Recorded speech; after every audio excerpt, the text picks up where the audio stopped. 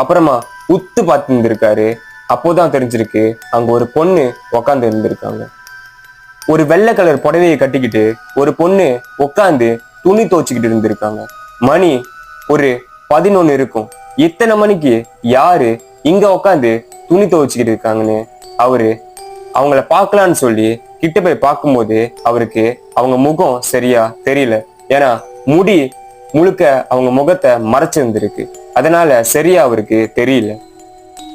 அதே சமயத்துல இன்னொரு விஷயத்தையும் பார்த்திருக்காரு. அதை பார்த்து ரொம்பவே பயந்து போயிருக்காரு.